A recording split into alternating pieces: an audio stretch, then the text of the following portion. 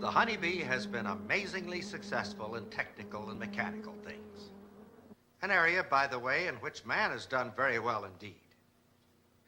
But the bee seems to be successful in another area where man seems to be failing. In the bee society, there are no labor management problems, no strikes, there's no unemployment, there's no crime, no juvenile delinquency, no rebellion against authority. No one can doubt the efficiency of the bee society.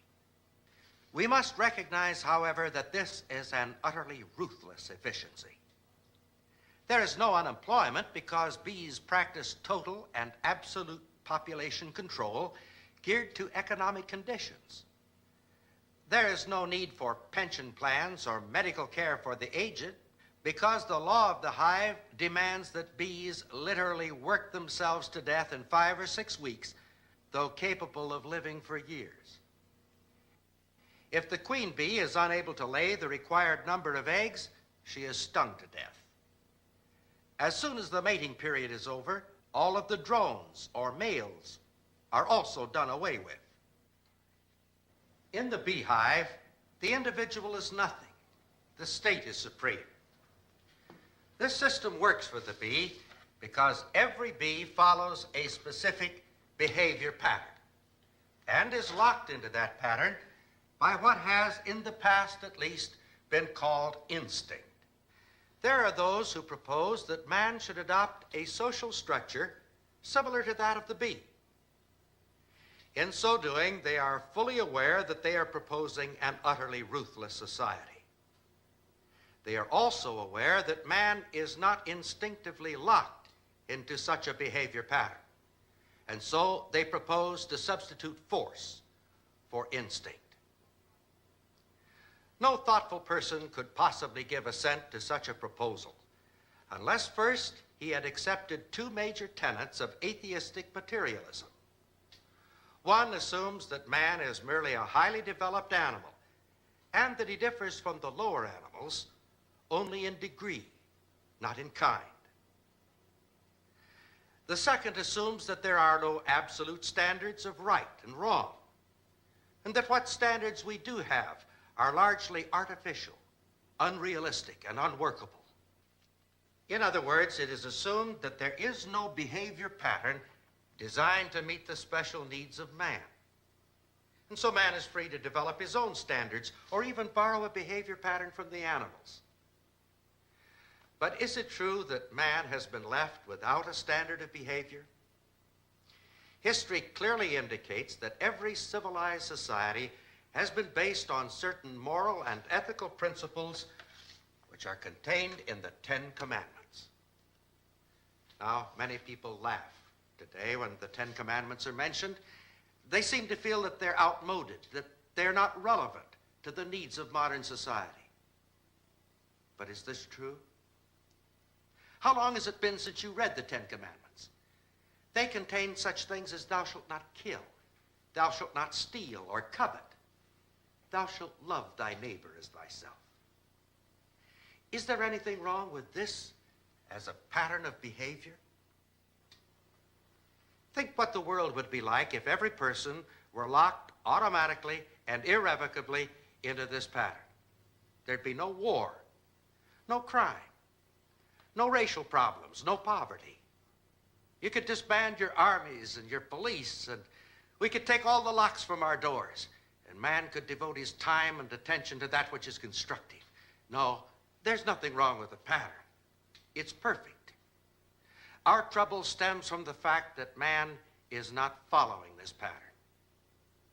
In fact, there is every evidence to support the conclusion that man, by himself, is morally incapable of following this pattern. But why? The interlock is missing. Is this an accident or an oversight?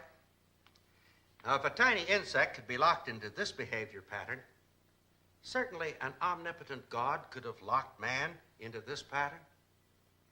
And yet, as we look around us, it's quite obvious that man isn't locked into any pattern, certainly not this one.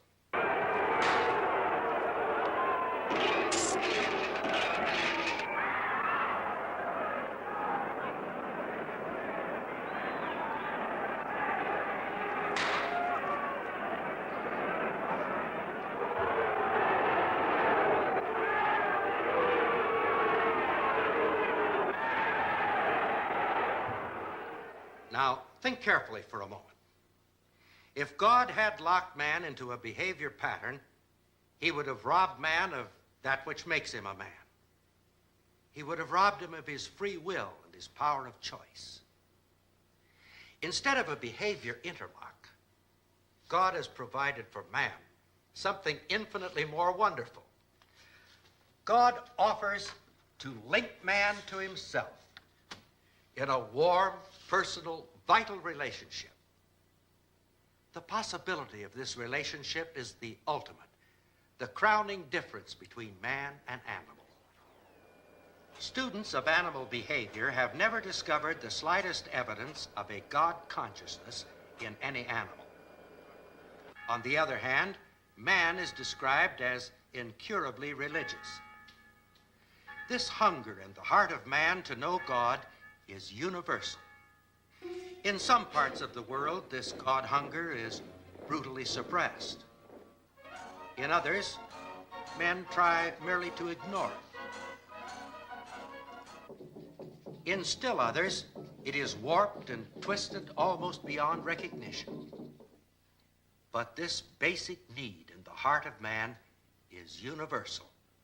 Without this vital relationship, man is incomplete, insecure, disturbed. God has made no provision for man's happiness or success apart from this relationship, because God never intended that man should live without it. The Bible, the Word of God, sets forth in precise language the conditions upon which this relationship with God can be established. The first is an acknowledgement on our part that we're unable to keep the 10 Commandments, that we're sinners, that we need help. The next is a step of faith, that we receive this relationship with God as a gift. In John 1:12 we read, "But as many as received him," that is Jesus Christ, "to them gave he power to become the sons of God, even to them that believe on his name." This is God's solution to the problem of human behavior. It deals with the problem at its source, not the group, but the individual. Can this relationship with God solve the problems of the world? Well, it can solve the problems in that part of the world for which you are primarily responsible, your own life. And then it can spread to others as you become a living witness to the power of God to transform a human life.